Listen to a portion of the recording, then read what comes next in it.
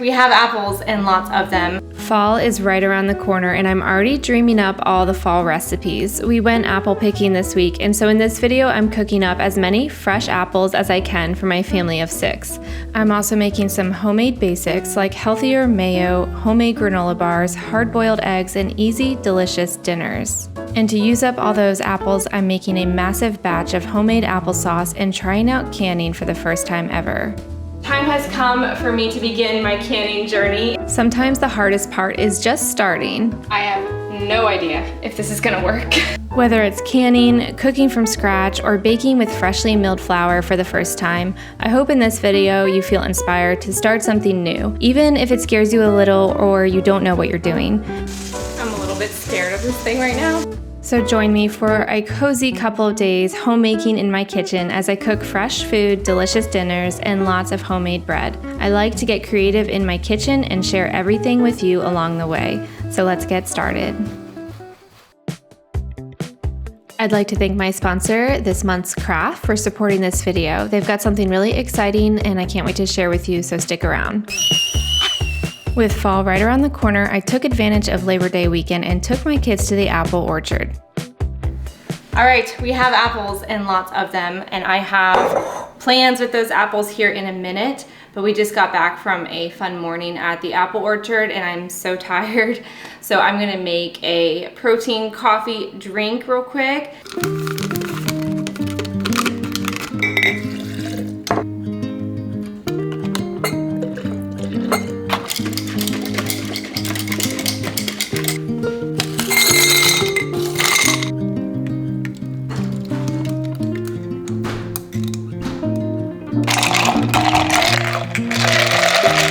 I love this combination. Fresh apples are so good, so I got a lot of them and I'm washing them with vinegar and water. Although I did read that it's best to wash your apples with baking soda first and then vinegar and then rinse it all off.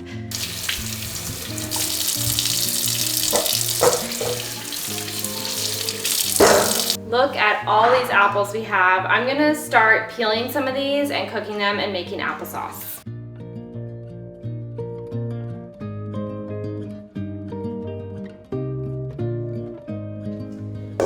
Okay, we need a pot for my apples and a pot or a bowl for scraps.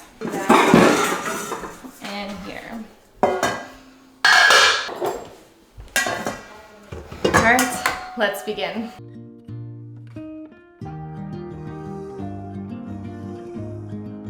I couldn't believe how big and beautiful these apples were. It was very meditative as I was peeling them. I had a lot of time to think and to pray, and it was just a very calming experience. The kids were enjoying themselves. They were also tuckered out from the day. So this is just a peaceful afternoon in the kitchen. And the reason I got so many apples is because I had the idea to make a large batch of applesauce and to can them. I thought this would be a good first experience at canning. I've never canned before, so in this video I'm going to attempt that and hopefully just get going on canning in general because it's been something I've been wanting to learn how to do. And my kids love applesauce. So I thought, how perfect would that be to have a fun morning at the apple orchard and then bring home a bunch of fresh apples and then figure out different ways to cook them and preserve them. So I am just going to chop up as many apples as I can fit in this pot and then start cooking them down with just a little bit of water. I wasn't sure how much water to add to this pot, so I started with about a half cup and I will continue to add more as it thickens up. I've never made this much applesauce at once, and I don't know if it's gonna be like a lot of applesauce or if it's gonna condense down and really not be that much. I guess we'll find out, but I still have 2 more bowls of apples, so we'll see if I need to make more, but I think I'm gonna stick with this for now. I have never canned anything before, so this is like my first foray into canning. So I don't want to go overboard. I just kind of want to get a feel for everything. I know I made a lot of bread in my last video, but we're already out of sandwich bread, so I'm getting some going. I'm just milling up some hard red and hard white wheat. and I'm trying out a new recipe. You start with 1.5 cups of warm water and then a 1/2 cup of olive oil and a 1/2 cup of honey.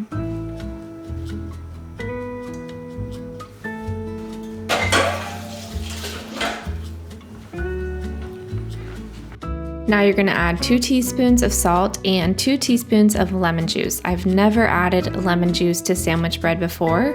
I had no idea if this would turn out. It honestly smelled kind of funny because it was olive oil and lemon in the sandwich bread, but it turned out so good.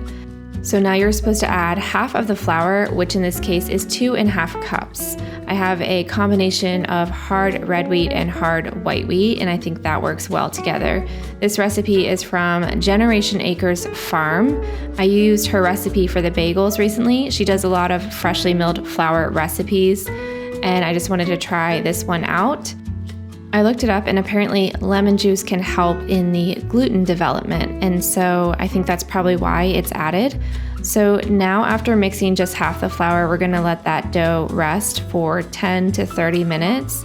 And while that's happening, I'm gonna move on to making some granola bars because we just need it for school tomorrow.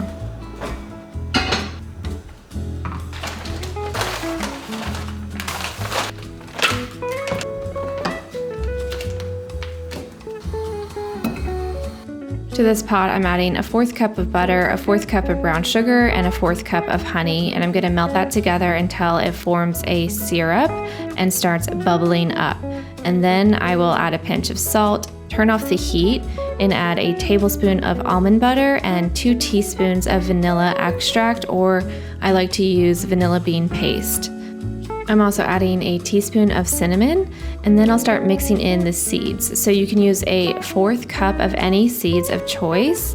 I usually use pumpkin and flax, but today I'm using pumpkin seed, ground flaxseed, and sunflower seeds. So I just think any combination of seeds that you can mix into this is great and adds a variety of different vitamins, minerals, nutrients, and all that good stuff. So now I'm adding 1.5 cups of rolled oats and then 2 cups of rice cereal. You can use the puffed brown rice like I like to use, or just the Rice Krispie cereal. Whatever you have works fine for this, but this is what I prefer to use.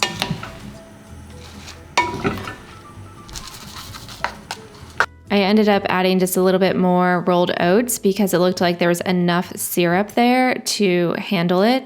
The key is just making sure everything is mixed in with the syrup because that's what holds these granola bars together.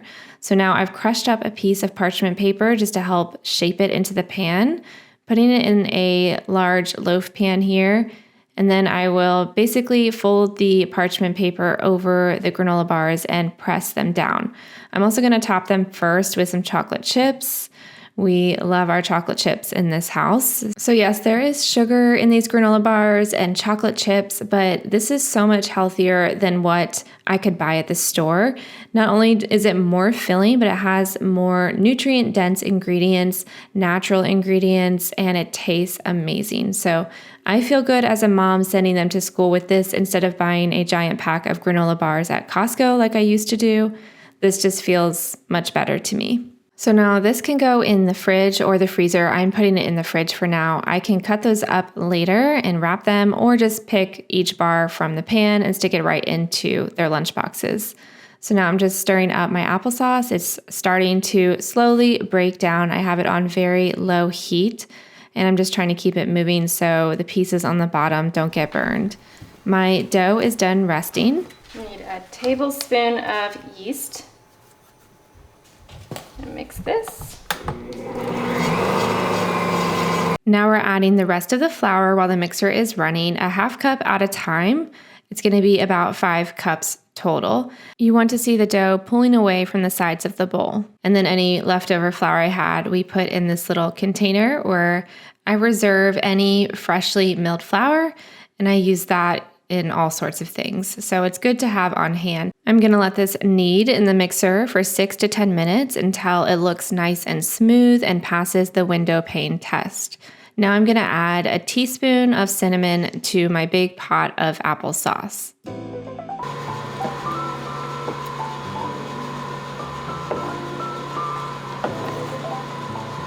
As the apples cook down, I continue to add water anytime it starts to look too thick because I don't want it to stick to the bottom of the pan. The ambiance in my kitchen was amazing. As these apples cooked, they smelled so amazing and my bread was going, and everyone in my family was so excited to try out this applesauce. Warm homemade applesauce is an entirely different thing than the applesauce you buy from the store. This is a real treat. You should definitely try it if you haven't before. It makes the whole house smell amazing and just adds an element of cozy to your kitchen.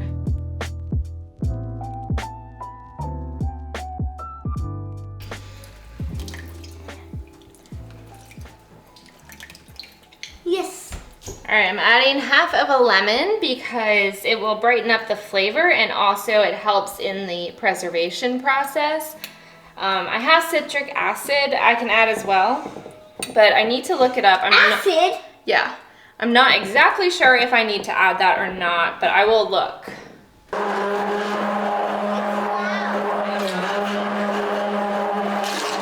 Sure.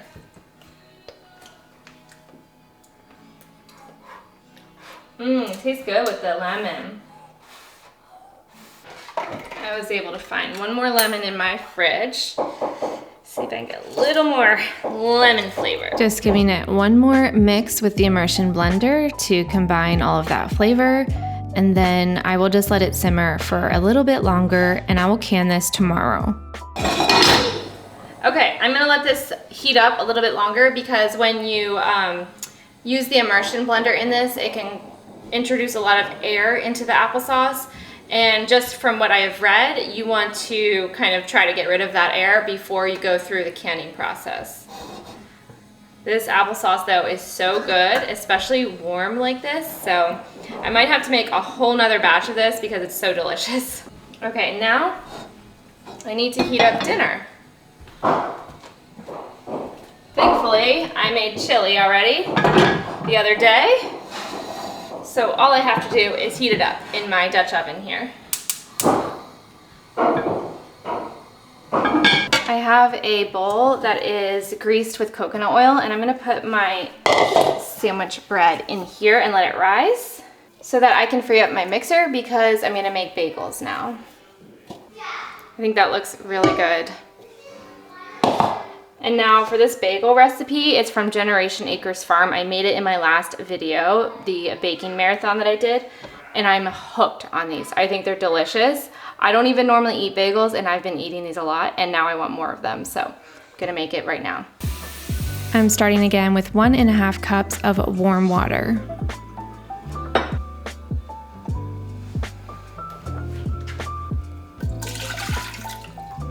I'm just gonna eyeball 2 tablespoons of coconut oil. Need a 1/4 cup of honey. I'm gonna eyeball this also.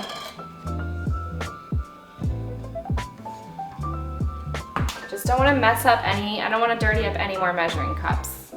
1.5 teaspoons of salt, which is basically a 1/2 tablespoon. And now we're gonna start mixing this and add 3 cups of freshly milled flour. And I have a bin here full of all sorts of different flours that are left over from when I was milling them. And mostly I have hard red wheat, hard white wheat, and some spelt in here. And I'm just gonna use this up. I'm starting by adding 3 cups of flour and we're just gonna let that mix and then sit in the mixer for 10 to 30 minutes and let it absorb the liquid. So I'm gonna cover that up and come back to it later. How's it going? What? How's it going? It's going great. How's it going with you? Good. Good? What are you up to? What? What are you up to? Good. You're up to good? Slime. This looks so good. Ooh. I already have rice cooked from the other night. I'm just gonna microwave this. Stretch slime. Now I'm going to pop open this sour cream and shred some cheese. And we have a very simple, easy dinner. I love to make big pots of chili because of this reason right here. It's so easy to reheat it and to eat it for multiple days in a row. And when I'm working on a big project and I'm super busy, I like to have just a big pot of protein like chili on hand so that we can fill our bellies.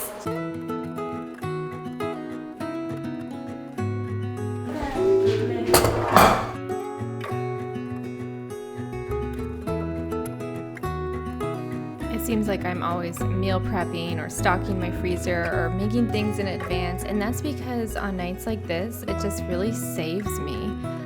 I had a really busy day and I wanted to make that applesauce and go to the apple orchard, and these things just can't happen without pre-planning and trying to be efficient in the kitchen, so I try to do that. Now I'm adding a teaspoon of sunflower lecithin and then a teaspoon of dry malt diastatic powder, which is something I got for bagel making, and I don't know if it makes a huge difference, but I've been using it. Now I'm adding 2 tablespoons of active dry yeast, and now I'm going to continue adding the rest of the flour. The recipe calls for 5 cups total. I've done 3 cups so far, and I ended up only adding a cup more of flour because the dough was looking a little dense. However, in the end, I think I probably should have added a little more flour than that. And then I should have switched to the dough hook. I don't know if anyone else has experienced this with their Anka-Shroom mixer, but I think that it mixes bagels better with the dough hook. I'm gonna let that knead for about 10 to 15 minutes, and now all my kiddos want to try the applesauce, so I'm just handing out bowls of applesauce for dessert tonight. I have a few minutes here after dinner to clean up my kitchen before shaping my bread dough. Where should I go on my vacation? That's so funny. My kids were so happy and we were all hanging out in the kitchen, so it was loud in my house on this night, but it made me very happy to have everyone around. So now I'm just shaping this sandwich bread, and the loaves were really tiny, so I guess I need to increase the recipe. I don't know if she was using smaller loaf pans, but they were teeny tiny, so I ended up letting them rise for a long time. I'm gonna make this again with a doubled batch and see how that goes. So now I'm just hungry, so I'm gonna have a little treat and dessert after dinner for myself. The granola bars have cooled completely, so it holds its shape even when I cut into it. I am so tired. Yeah, someone's calling. That's fine. Yes. Yeah, me too. Perfect treat. Okay. My bagel dough doubled in size, and so it was ready to be shaped. Even though I was so tired at the end of the day and making bagels seems like a lot of work, I'm still so glad that I just kind of got it done. And a lot of things that I do in the kitchen are like that. I might not want to get started, but if I just knock it out, I'll be so glad that I did it later. And I can already tell you, as I'm editing this video, I had a bagel for lunch, and I'm just glad I put forth the effort to go ahead and make what I know we're all going to enjoy. To the water, I'm adding a 1/4 cup of barley malt syrup. You can also do honey, and then just add in your bagels and let them boil about 30 seconds on each side. And then you can use one of those little spider strainers that I have and take it out of the water, put it on that cooling rack with a towel underneath, and let it drip dry. Meanwhile, my oven is preheating to 400 degrees. Once you're finished with that, you can transfer these bagels to a parchment-lined sheet pan, and I also sprinkled the parchment with some cornmeal to prevent sticking. Those are amazing. That's why I don't usually get apple donuts, like the apple donuts. I don't like the ones with the chunks. Yeah, me either. I don't like that one. Trying to get it off this super tall shelf. And then he did it. It was like these aren't these. While those bake, I'm gonna clean up my kitchen a bit. I'm moving my applesauce out to the refrigerator. I will deal with that tomorrow. And once the bagels are finished, I will turn the oven down to 350 and then put my sandwich bread in. Oh, they smell so good. I'm baking the sandwich bread for about 35 minutes.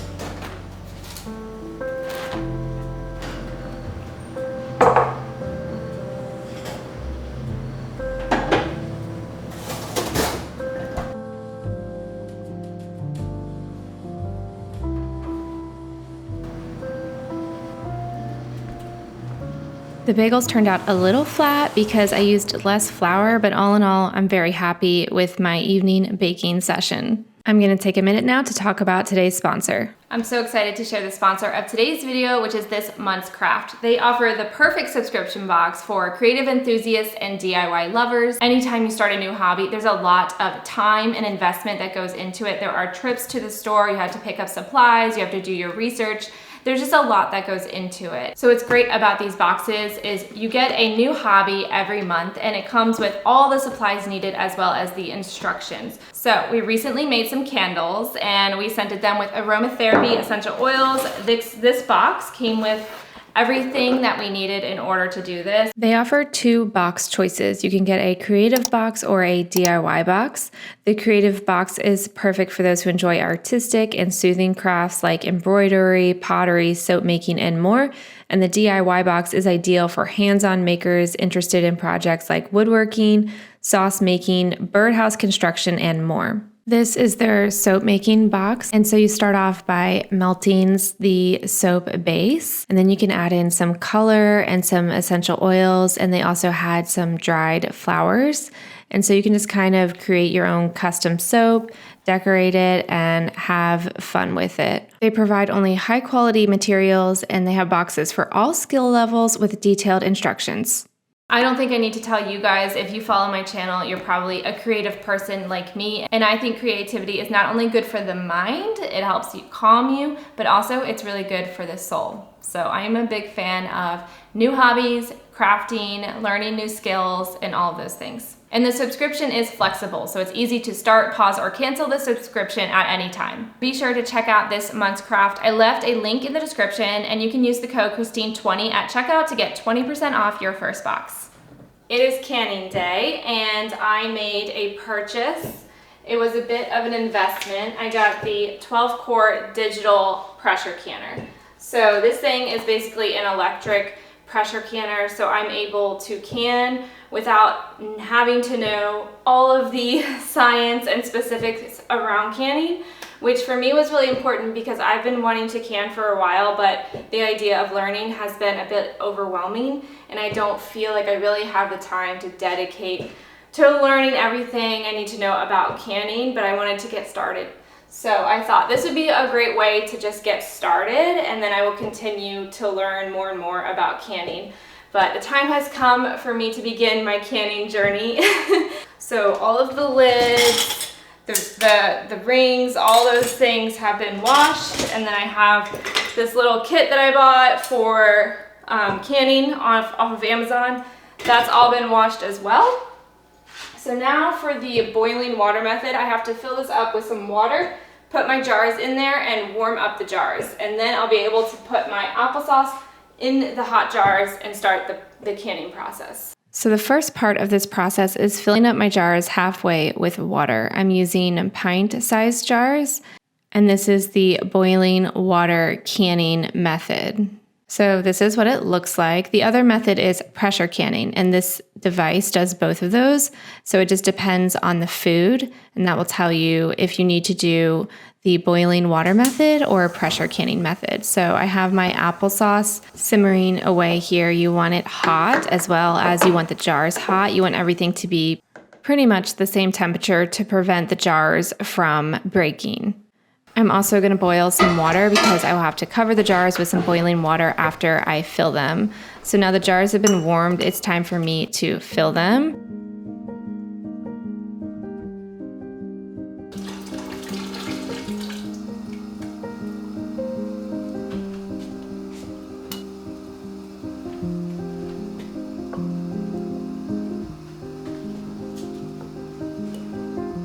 I guess the key is to make sure everything stays really clean and sanitized, and also leaving about a 1/2 inch of headspace at the top of the jar and trying to get any air bubbles out with a little spatula that this kit comes with.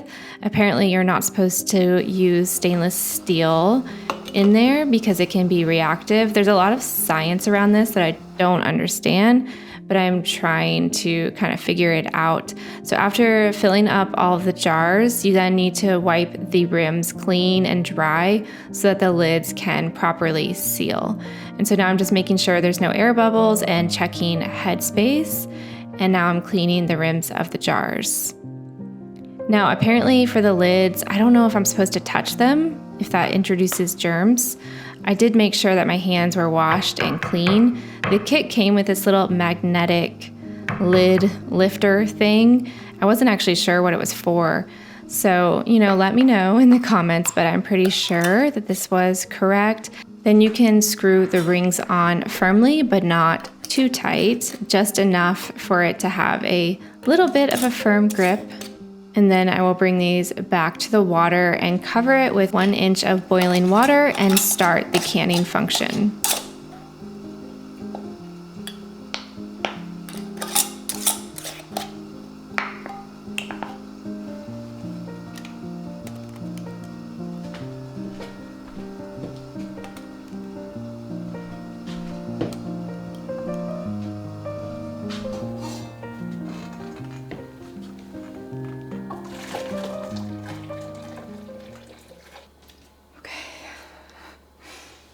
I have no idea if this is gonna work. There's like air bubbles coming up, and I think that's normal. Okay, let's get this show on the road and see what happens. I set this to process for 15 minutes. I'm a little bit scared of this thing right now because it's making a lot of noise and I'm worried and afraid it will explode in my kitchen. But according to the manual, the boiling water canning function is supposed to make a lot of noise. There's supposed to be steam and you're supposed to hear boiling water while it's canning. So that's reassuring me right now that this thing is not going to explode in my kitchen. I also realized I was supposed to set it for 20 minutes, not 15 minutes. So I'm looking at the manual to see if I can manually adjust the time. I was able to figure it out and add the correct time. So I added 5 more minutes and then I went to my garden and got some potatoes. I'm washing them. I'm so excited to be using these and I'm gonna make something for dinner. But now my canning process is complete and I'm gonna go ahead and take those out and let them rest on the counter until they cool completely. One thing I was not aware of is that you're supposed to lift the jars perfectly straight out of the canner and onto the counter. I really didn't know that. I was tilting them all over the place trying to check the seal, but it turned out okay. Nothing went wrong because of this. But just so you know, when you lift them out, you want to lift them straight and set them on the counter. And because they're hot, I have this silicone rack. There's also air bubbles in there, and I just don't know if that's okay or not, but this is gonna sit and cool for 12 to 24 hours, and then you can check the seal after that. I'm gonna spend a little more time here in the kitchen and make a potato salad that's gonna go with dinner. So first I need to boil these potatoes and then let them cool in the refrigerator, and then later tonight they'll be ready for when I make potato salad. I'm also gonna make air fryer barbecue chicken thighs. So that's my plan for dinner. I'm just gonna get going on it now and come back to it later. I'm salting this water very generously with 2 tablespoons of salt.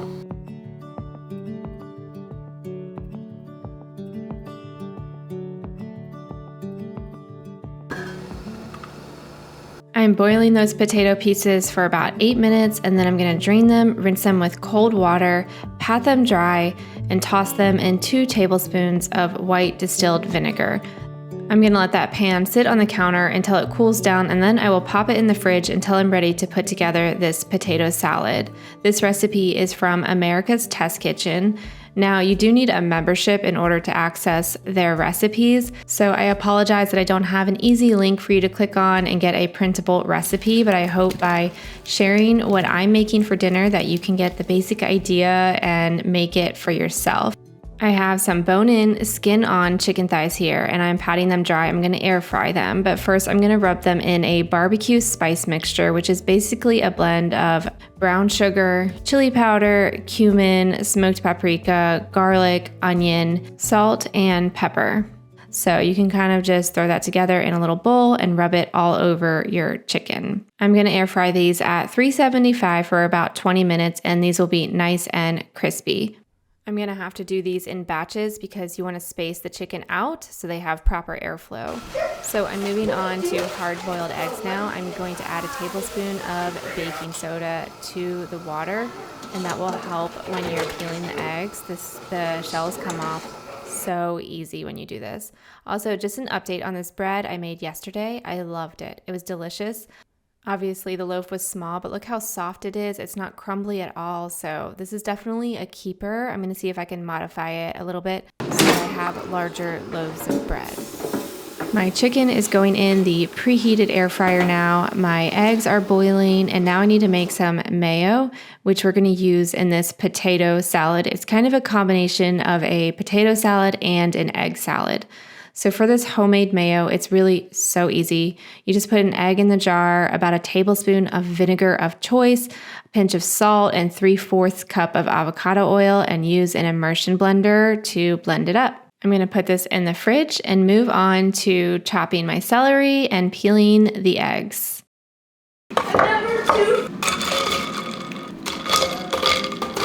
What I have found works the best is to take your hard-boiled egg and tap it on the counter and then roll it, and then the shell peels right off. So the combination of using baking soda when you boil the eggs and shocking them in ice water just makes the shell come off so easily. Oh, no.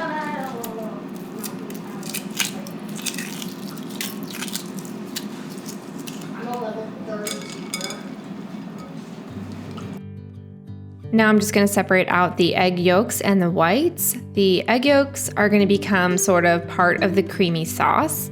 And then I'm going to chop up the egg whites, and they'll get mixed in with the potatoes and the celery. My kitchen was becoming a mess at this point because I was in such a hurry. I had to make dinner, and I also wanted to make an apple crisp because we had all these apples to use up, and I had to take my son to baseball. So I was trying to get it all done before baseball. So to the bowl, I'm adding a tablespoon of Dijon mustard, about a 1/3 cup of that mayo that I made, and just blend that up until it becomes a nice creamy sauce. Season it with salt to taste. You can also add in some smoked paprika, and then add in your potatoes and eggs and just mix it all up. And there you have a lovely potato egg salad to go on the side with our chicken tonight. Mom's gonna take you to practice. You're at like 6:10. Man, you should go get dressed. Okay, go get. I just have 3 minutes.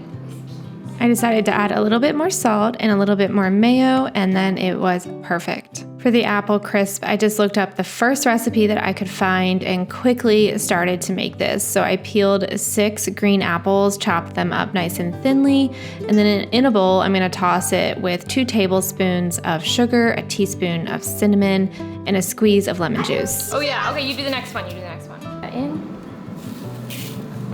Good. You said I can mix it. Yes. Add this in.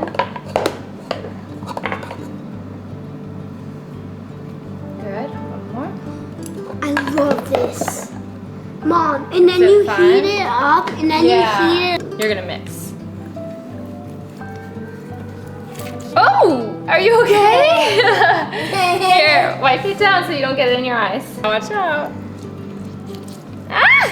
The juice is going everywhere. Alright, try not to spill it out of the bowl. Ooh, this is easy, bro.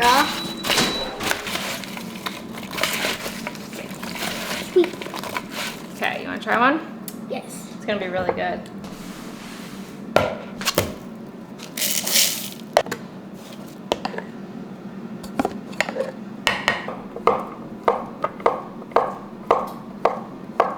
For the crumb topping, I did a cup of brown sugar, 3/4 cup of old-fashioned oats, 3/4 cup of freshly milled flour, a teaspoon of cinnamon, and a 1/2 cup of cold butter diced into small cubes.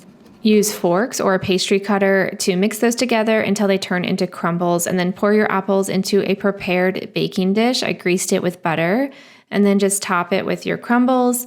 And I decided to put the whole tray onto a small sheet pan just because I filled this so high, I wasn't sure if it was going to bubble over, and bake that at 350 for about 40 minutes.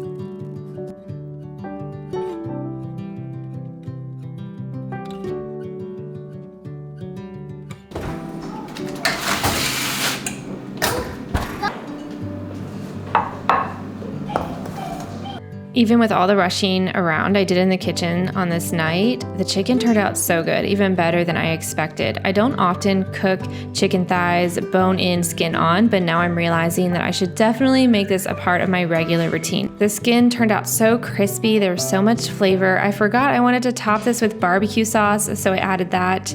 And I took the apple crisp out early because we needed to go. And apple crisp! It's not exactly ready, but It's okay. we It's don't okay. have any more time. Doesn't matter.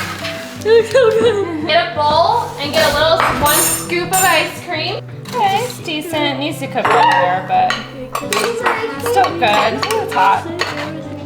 Apple fritter. Apple fritter. Apple fritter. It is not apple fritter, it's apple crisp. Exactly.